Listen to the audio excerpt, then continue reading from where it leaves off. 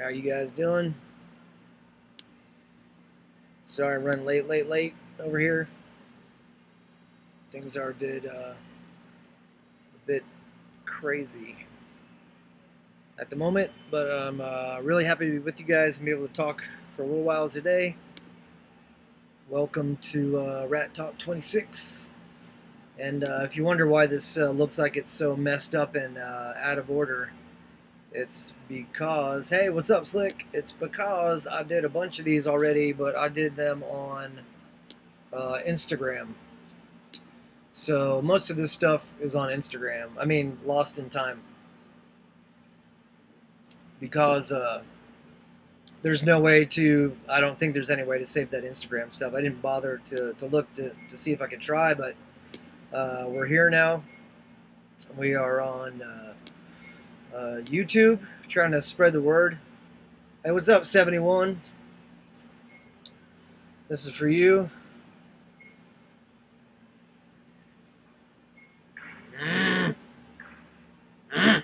Digging through the train's drawer. I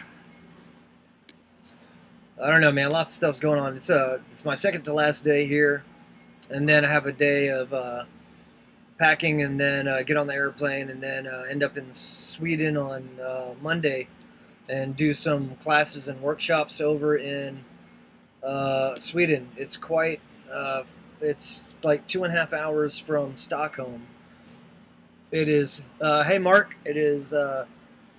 I think 2.5 hours from Stockholm. It is to the northwest of Stockholm, and I'm really excited to get back to Sweden. It's been a number of years. Hey, Rob, what's up, man? How are you?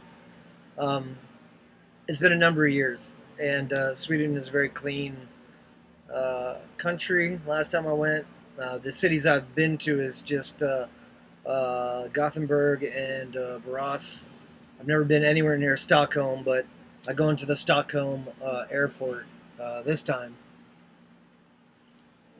and then get picked up by Mr. Jetson. Then we go out, way out to Falun. Oh wow, the flight's not too bad because the flight's broken up. It's not direct, so we go from Austin to New Jersey's 4 hours.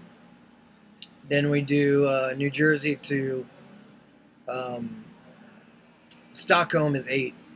On the way back, it's like Stockholm to Frankfurt, I think, is 3 or 2. And then Frankfurt to Austin is 11, I think. So, yeah, it's a flight. It's a flight. It's been a long time since I've done a flight that long. I think... man, the one that tripped me out is I was in Indonesia, and you go from Indonesia to, I don't think it was Hong Kong, but anyway, that flight going back to LA from over Asia back to LA was super long, and you just you have those. I just had one of those moments where I looked at the map where I was starting from in Bandung, which is in the middle of the main Indonesian island, looking at how far it is to get back to LA, and I was just like, man, yeah, I had like a weird, like, a moment of complete and utter, like, terror. Like, I wasn't going to have to walk home nor swim home. I don't know what. I was just like, I don't know. I was just like, dude, that's far. And then it tripped me out. I don't know. I don't know. It was weird. But anyway, you're Frankfurt. Nice. Yeah, well, I think if we do a thing in Germany, I understand that you have a barn or something we could use.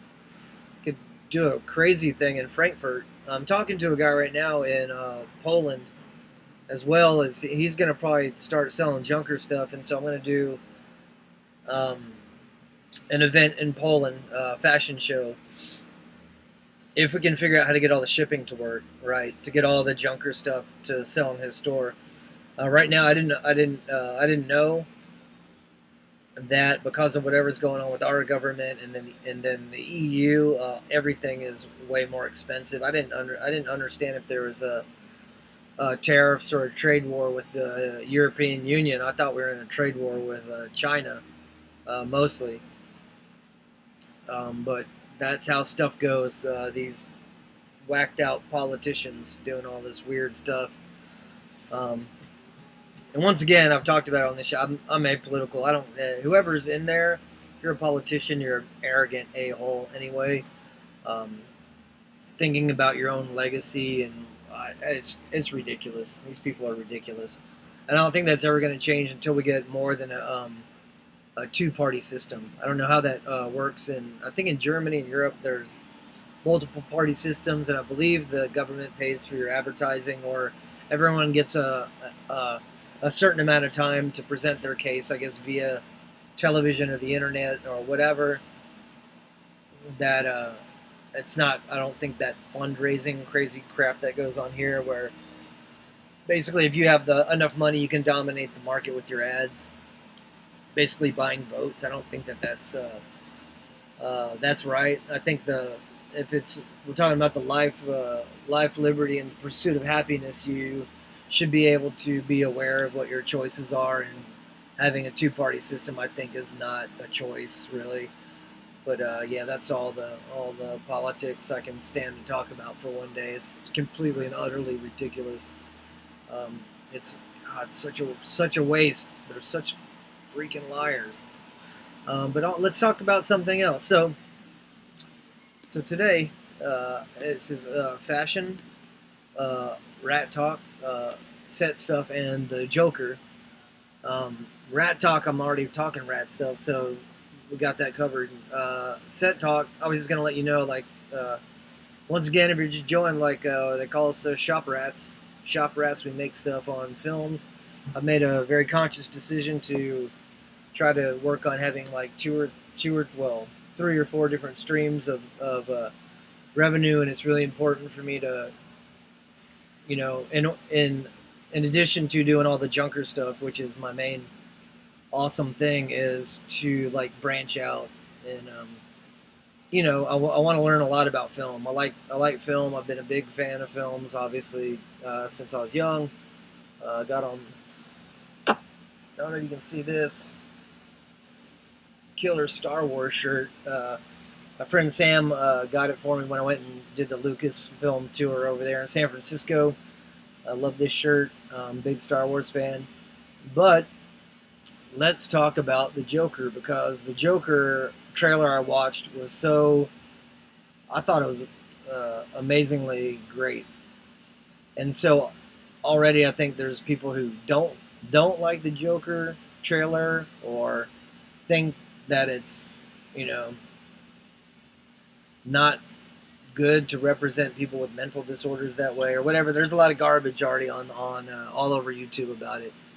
Complete garbage. Like, making films is an art form, so you can say what you want in your movies, I believe, because they're trying to make art, and people write different types of scripts. There's some stuff that you will absolutely hate that I absolutely don't like, and there's other stuff that I like. I don't judge people on what they may or may not like as far as films. I mean, I do. I think, man, that sounds dumb, but I'm not going to waste my time having an argument with someone trying to convince them otherwise. But I think the Joker looks like a 70s film, for one. So already, like, I'm really invested that someone would go that route. I'm not even sure what time period it's in. I watched the trailer right before I left. Right before I left the house this morning, and then I was listening to YouTube. I always listen to all my YouTube people on the way in from where I live, which is an hour away from where I work. So I mostly heard about that. I heard some other stuff about Cyberpunk 2077. Yeah. Joaquin Phoenix is generally amazing in everything that he does. I think the last thing that I saw him in was called "He Won't Get Far on Foot," which was actually a true story about an American cartoonist. I don't know if you guys have seen that one, but it's a guy who I think he gets run over and paralyzed, Um, and it's just a great story. It's a true story about an amazing cartoonist, and I guess his pretty much non PC cartoons that he did. Um, basically making fun of everybody, as far as I can tell. They're like kind of obtuse, weird, mind bender jokes on some of the stuff. But I really like that film. So yeah, so I agree with Slick. So when you look at that film, it's not. I think definitely there's the well, we'll just say the Marvel look, and the thing is that the special effects, I think, or the CGI is so good right now, and I'm talking specifically about the CGI when we're talking about architectural objects and ships and stuff like that. I still like to look at a model, but I'm saying, like, when you think about the Marvel universe and then how Star Wars CGI is, Lucasfilm, I don't know if Lucasfilm does all the CGI for all the Marvel stuff. I haven't looked, but there's definitely like a style to all that CGI. Looks the same. Looks like it comes out of the same factory. And I think that my theory that I may have discussed on here already is that the human and the great point that everyone wants to reach for in CGI is to make a human character that's indistinguishable as CGI. So that's the I think that's the high watermark there. I think that Grand Moff Tarkin was pretty good. I think that the secret there would have been the actor actually looked pretty good as a Grand Moff Tarkin is to maybe blend the faces together. From here, this kind of stuff could have been CGI, but I know the problem with CGI, and I know a lot of problems that they have is getting the mouth to do all the stuff that a mouth does in a really convincing way is not easy. So I mean, I guess I would have cheated and just kept the guy's mouth, the other actor, who apparently also I think did the voice. I mean, I should probably know more of this stuff, but I just read bits and bobs, where I can. So if human characters are the high watermark, I feel like they've pretty much nailed most of the other stuff. And of course, if it's bad, you notice. But if we're gonna say that, Marvel and Star Wars is kind of the high watermark for explosions and planets and spaceships and ray guns and stuff like that, then I think that they got it. They got it. But it does have that look. So my theory is that, and I think it's already been proven, the human eye is really, really, really, really good at detecting stuff, especially faces. And the reason is, and I heard a guy talking about this, is that your brain wants to, especially with humans and animals, wants to know first if it's alive or dead. The reason being is it's supposed to be an instinct survival that your brain wants to make sure that the thing is not dangerous. And dangerous is sick or diseased that's a survival tactic. You don't want to get around sick or diseased other humans. So I think that your brain knows that this is fake, and then I think in a weird way the animal, like our really old billions of year old brain will just be like, well, I think it's sick or it's dead already. It's definitely not human. And I think in that way, like, in an instant, you're like, oh, CGI. So getting to the indistinguishable part, like Mark's saying, maybe 5 more years or so. I think, yeah, maybe, yeah. I mean, the way technology is going, and eventually they'll program the characters and let them run. They already did a lot of that in Lord of the Rings for the they had the crowd, the mass crowd fighting, like, I guess it's an algorithm, or it's actually like a form of AI for the animated figures to fight in those giant battle scenes. And I don't know if they could program it to be like more aggressive, less aggressive, come from the left, come from the right, or whatever. But there was I believe an AI program was written for all that stuff to help them, so they don't have to render. Like, there's no way to animate every single guy. It would take forever and forever and forever. So now the stuff that they did in Alita was pretty mind blowing. Although, you know that she's totally fake because people's eyes are not that big. But the amount of stuff that they did to her was pretty astounding, because I know that they didn't use any of the clothes that we made for her. They used those clothes as, they just it just turned into a scan that I believe was just a visual reference only. And I haven't watched the film enough times just to go watch, have a look and just look at clothes, for instance, only. But I didn't really notice a lot of weird stuff. I mean, you know that it's CGI because some of that stuff's like, it's just too outrageous. There's no way. No one does those ninja super flips in slow motion with the camera like zooming down Garushka's like chain fingernails and stuff like that. You know that they can't do that camera move. Your mind automatically was just like, well, I know that that's impossible. So yeah, so it'll never look plausible, I guess, is what I'm trying to get at. Whereas if we talk about, say, the Joker, if, for instance, they rendered, and I'm sure they probably did somewhere in there, rendered half of New York City or something, or Gotham City fake, but it's lit and it's constructed with 70s stuff, and I don't know if they look at photographs or they scan photographs and turn them into 3D models or whatever, but your mind is not going to like think twice about it. Like inanimate objects don't raise, unless they're done really badly, don't raise any kind of alarms in your in your caveman brain, because it's just stuff. It's like nonsense. It's like noise. It's that noise that if you live in a city you see every day, and it is kind of a blurry, in your peripheral, like, oh yeah, more phone wire, more power lines, more buildings, more cars, more trash cans, more trash, more fencing, more construction. I mean, all that stuff just turns into you know, it's a visual noise that I think it's easier to fake that stuff, probably.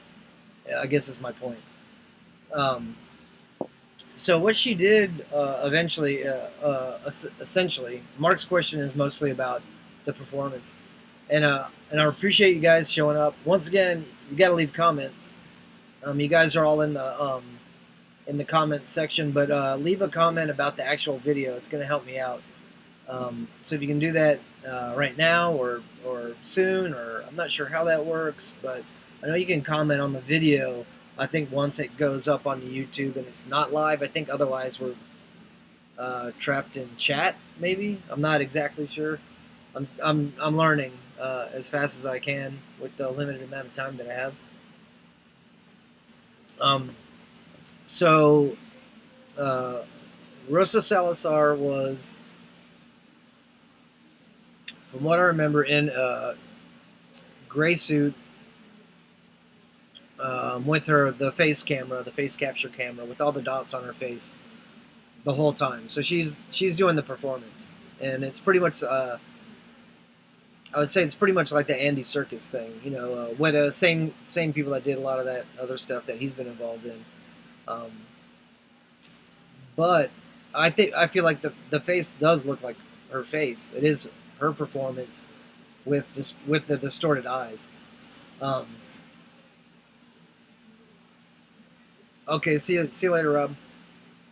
So everything was her, and you can see in those scenes, that it's all of her performance. But I think with a CGI character like that, it's they're gonna make it all CGI. So I guess in that way, like her voice is probably what's left. That's 100% only her, and everything else is CGI. I mean, there's some amazing, really awesome close-up shots of her. You can see all of her pores and everything. I think You know, Weta is just kicking butt. I'm so happy it's not a Hollywood company. You know, so we have Lucasfilm, which is San Francisco. I don't consider that a Hollywood company. George Lucas, to me, is a DIY. He's a DIY creator, film creator.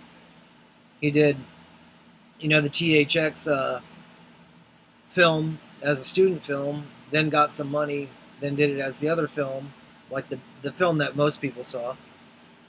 If you get the THX 1138, if you get the most recent DVD that I'm aware of, that the one that I have, you can see the student film, and you can see, I believe, THX normal, and then you can see the THX that he started like messing with, like he did with Star Wars and all that stuff. But really, if you think about it, like I don't know, man, that film is amazing. I could watch that film almost every day. It's just, I really like it. I really like it a lot. And that's a lot. You know, there's a lot of tricks in there, and you know, there's a pretty cool story about the guy that had to go capture the last scene of the movie is a guy coming out of his crazy tunnel, you know, going to the I guess post-apocalyptic kind of a wasteland, and how these guys I think took a VW bus that they had converted to put all this equipment in that Francis Ford Coppola had been working on, or was a Ford. But anyway, they had made it for his company, I believe, and then George Lucas, I guess, used it for his production, and I think that's the van they drove out to wherever they drove out to the desert, and I believe that shot took 3 days to get, and so they in the desert they put out the little like manhole kind of cover thing, and they just waited, and they waited till the sun was in the right place, and then one of those guys ran out there as fast as he could. The other guy started filming. He, you know, crouched down in the little like manhole cover that was in the middle of the desert, and then popped out and did his little bit of acting. And it's just like, man, amazing. Like that shot, that sunset looks completely and utterly unbelievable. You know it's real, but it looks very distorted and super crazy.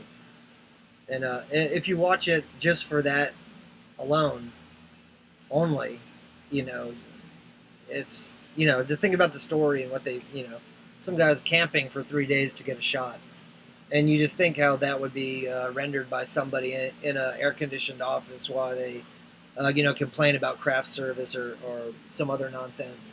It's just, you know, I guess it's like a romantic notion to think about what they went through to get that shot. You know, the sacrifice that they had to go through to get that shot is it's just really cool.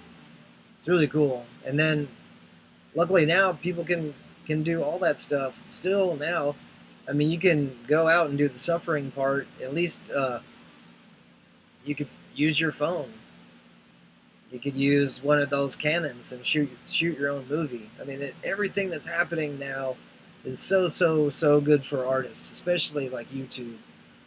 Despite all of its weird stuff and how it crushes people for different types of views and stuff like that, it's still an outlet for people to make films and do cool stuff and get people to at least see it. I mean, when we made Super 8 films when I was growing up, I mean, it was just like the kids in the neighborhood. I'd never, you know, thought ahead to say, well, man, I should ask if we could see this at school. You know, because when I was in school in the 70s, we were still watching Godzilla and Ultraman and stuff like that, or the Ghost and Mr. Chicken on the 16 millimeter projector. So, like, if you wanted to after school, you could pay, I believe it was $0.25, and you could stay after school, and they would show, I think it was 2 movies. So, I would love to know where all these Godzilla movies went to. So, you would see like a Godzilla and then a something else. It seemed like it was always a Godzilla and then always something else. Ghost and Mr. Chicken, I know that we watched a bunch. I think a bunch of the Disney, what was that one called? Was it Harvey? The Love Bug. The one about the crazy Volkswagen that was alive. Can't remember the name of that one. But that was the kind of stuff we watched after school, when you could stay after school for movie day, all on the 16 millimeter projector.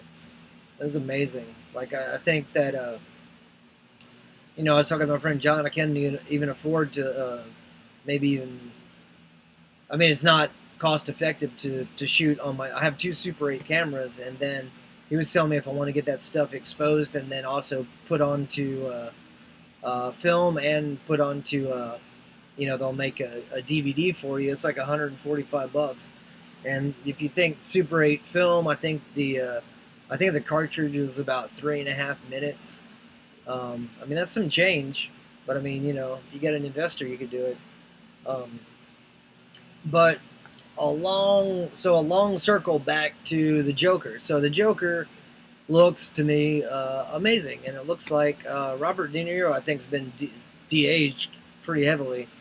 Once again, I'm looking at this stuff on my phone in the kitchen while I drink coffee in the morning, so they might not have de-aged Robert De Niro. I could be mistaken, but it looks like these 70s films that I really like. 70s detective stuff where it looks like they're using available light only is probably one of my favorite looks. And not to mention, like, I fell in love with the first Cheap Trick album, the self-titled album. They're all wearing these crazy three-piece suits with like the bell bottoms and stuff, and anything like that I love. I love 70s stuff.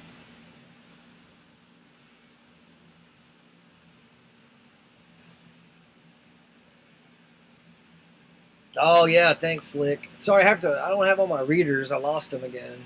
Thank God they only cost $1. Yeah, I try to do a lot of stuff. I like to do a lot of stuff. Um, and that's mostly the way I grew up. I'm so glad my parents were, even though they always wanted me to, think practically about how you're going to make money. They supported all of the any art stuff I got into. So when I was little, I'd make Super 8 films. We would do horror makeup on each other. We would make haunted houses. We would draw a lot. We'd watch tons of movies, and it just kind of carried forward. I wish I could do more. And this sounds completely asinine when you say it, because who doesn't want to direct movies? But I do. I do want to direct movies. I'm going to keep trying. I've been writing scripts. I'm going to keep trying to write scripts. I'm going to keep making clothes for Junker. I'm going to keep working on these films here at Troublemaker and elsewhere. I'm going to continue to draw, continue to paint, and most importantly, hopefully be like a good influence on my kid to see that she can just like let loose creatively. To think that that stuff is stifled in people is it's criminal. It's really messed up. I think that although most artists I think are crazy, I think maybe more on the side of just harmless eccentrics rather than murderers, for instance. And man, I don't know, like yeah, it's just weird. It's so weird when you have a kid. Then you question the education system and everything else. Um, yeah, the trailer's on here, Mark, so you can get off this thing soon and then go check out the Joker trailer. And I wish I could give you more information about the director. I think his name's Todd Shore, I believe. So another Todd is out there trying to make some stuff. He does.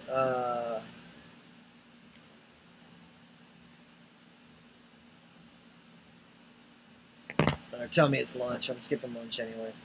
Um, yeah, it did totally look weak. Is that's already painted? Yes, I don't have silver leather. Oh, I'll do that. I can do that. Sorry, I'll have to go around the edges. There's probably some little spots on it that are still the slightest bit wet. But I don't want to leave them in there because we're kicking up so much dust and it just keeps landing on my shit. Okay. As soon as I paint it, and I'm like, Doug, can you stop? It's sandy shit's just getting everywhere. But these don't touch them, like I said, they just need silver. Cool. Just, a little edges, just a little juice. Cool. I'm about to give you a shout out online too. Oh, sweet, thank you. That is an awesome painter, and you can find her on Instagram. Her name is Sue Sasson. So she works here at Troublemaker. She is a badass. She paints all the stuff here in the art department, or prop fab, I believe it's called. And so when you look at Alita and you see like the power of the rocket hammer, she did a, not that you can see it very well in the film, but the paint job is astounding. She painted all the stuff that looks like that hot metal look on the back with the purples and the blues and like the stainless steel that's been heated up a bunch of times by the rocket flames. So she was just dropping off some stuff I got to deal with after I get off here. Luckily, it's not that busy today, so I could probably talk for a while, but it'd be great to get some more people in here. Trying to promote this as much as I can. I'll continue to keep doing this. I'm not going to stop just because, there's not a lot of people in here now. Look at this shit. Look at this garbage. Look at this. Look. Anyway. So yeah, the Joker trailer is totally badass. You don't even understand what's happening, really.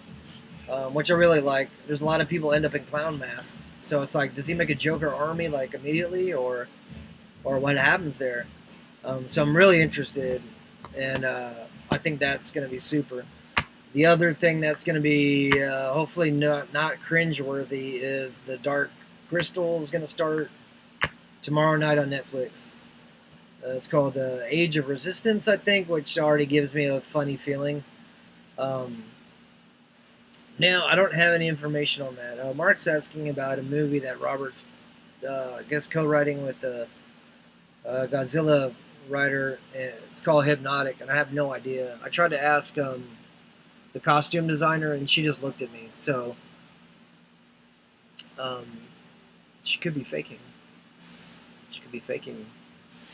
I would say, I don't know. There's so much crap that's supposed to happen that doesn't happen. I mean, the weird thing to think about is, Guillermo del Toro wanting to do Mountains of Madness and not being able to do it because no one wants to give him the money. And then Robert Rodriguez has projects that he's wanted to do that no one really wanted to give him the money to do it. So even if you're what I consider these guys are big time directors, doesn't mean they're going to give you money to do whatever you want, And I guess a smart businessman always remembers, don't spend your own money on your art. Well, I mean, when you're at that point, we don't have a choice. DIY, small company people like us, you use the money that you kind of have laying around after you pay your bills to continue to fund your artistic endeavors and whatever stuff that may be, hopefully in a responsible way. I don't know, you can get all kinds of great stuff at the dollar store. You can get they have art supplies at the Dollar General here in Texas. So I mean, yeah. Well, I think Robert's been busy always. And you have to remember, Alita is a James Cameron production. That's Lightstorm Entertainment, which is different than Troublemaker Studios. Just in the fact that James Cameron is the one that had the rights to all this stuff, and had already tried to chew into it a couple of different times, from what I understand. So I think the production art was maybe even older. I don't really understand the whole story about the production art, but I know that Guillermo del Toro is the one who told James Cameron about Alita and turned him on to the mangas, and then James Cameron was interested, and I guess he got the rights, and then he's been trying to mess with it for I think 10 or something years, but he's full on Avatar. I mean, they're already in New Zealand with Avatar, so I don't know if he would have to be focused on the Alita sequel for the Alita sequel to get pushed through or not.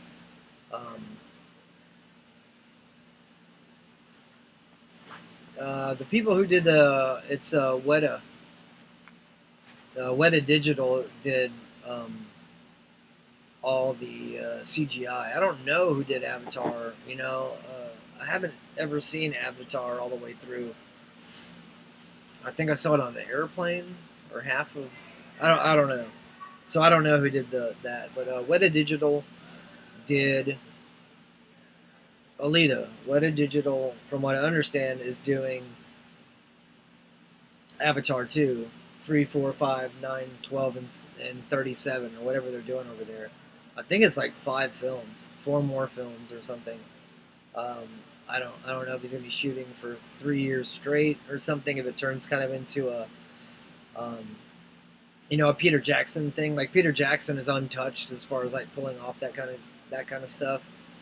That would have to be James Cameron, of course, has the tenacity and drive to do it.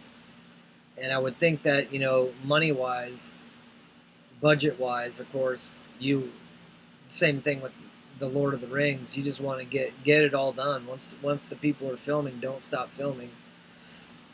Once the prop builders are building, don't stop building. Once the train leaves, you just got to keep going and going and going. I can't imagine. I know how tired I was after Alita, and that was like over a year. A year? I think about. I was like, yeah, I was beat up for like a week or 2 weeks, and I was doing junker stuff the whole time as well. So yeah, it's pretty tiring. But I'd love to do something like that again. I'd especially love to do something that is a multiple film project where you just cut out a chunk of your life. Like, oh, okay, for the next 4 years I'm doing this. Next 3 years I'm doing this. It'd be a cool exercise to see at what point in there do you go cuckoo, or how many times you go cuckoo and lose your mind. It'd be pretty interesting. I'd definitely like to try it. Um, there's a lot of ums in here. It's just mentally I'm getting ready to go to Sweden, hanging out with you guys, talking, trying to get more people on this channel. Got to remind you, of course, the Hugo Jacket raffle is still going on. Hugo Jacket raffle still going on.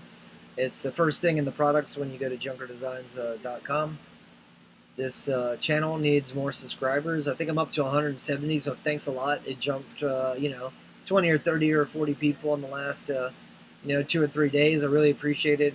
I hope all you guys are enjoying the content. I got to get up to over 1,000. I don't know why that should be that hard, because I know a lot of people are on my, Facebook and Instagram. Instagram's like 16,000. Why can we not get 2/16 of those people to subscribe to the YouTube over here, and like to start doing those tutorials like as soon as possible. Yeah, it would be crazy expensive to try and do a film and then wait, and then do a film and then wait, do a film and wait, which I think's kind of. I wonder why the Disney and Star Wars didn't do that. They could have just knocked out the last 2 films, I guess, at one time. Yeah, trying to get Anna, that Star Wars girl, and Odin. Those are my main people I want to go talk to. I've talked to Anna once, so if you go to Anna's station, make sure to subscribe. Anna, that Star Wars girl. We did a pretty long interview about Alita. It's over there. Odin, I've just talked to in back and forth messaging, just trying to get the everyone's schedule to meet up. There's other places and other people I'd like to talk to. They don't interview other people that much. So I just started following this guy on YouTube. I think it's called the God, what is the drinking something? The Drinking Reviewer or something. This guy is hilarious. I'm trying to look it up right now so I can tell you guys, because it skips skipping my brain right now.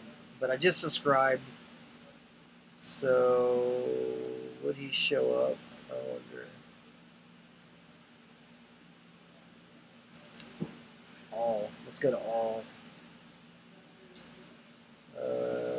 So there's Kamui cosplay is good. That Star Wars girl, Night Shift Modeler is badass. Really, really good model maker. Evil Ted Smith is great. Oh, the Critical Drinker is what his name is. The Critical Drinker. He does film reviews. He's Scottish. It's freaking hilarious. It's good, good, good, good stuff. Um, yeah, yeah, I know those guys. I mean, I know Nikki all right just from talking back and forth a couple of times. Dragon, I know. Boba from Helicopters played on our new record. I'd love to try and get that stuff actually out sometime soon. But that song I could probably release. He came in and did some badass like Iggy Pop piano stuff on that. Um, Catching up with those guys. I'd love to, but everyone's busy. Everyone's all over the place. But I'll definitely like send messages. I know Ida. She does some really cool fashion stuff. She is Boba's girlfriend. She's super nice. I bought a purse from her from my girlfriend. Um, so we'll see what happens. But anyway, I gotta go. Thanks for hanging out. I'll see you guys tomorrow, and then I'll try to see how we're gonna work it for Monday because I'm gonna be in Sweden. So yeah, unaccepted rebel. Yeah, you already know all this. Um, yeah, so let's catch up then. I'll be in Sweden, so it should be really interesting. And thanks again for hanging out, and I'll talk to you guys soon.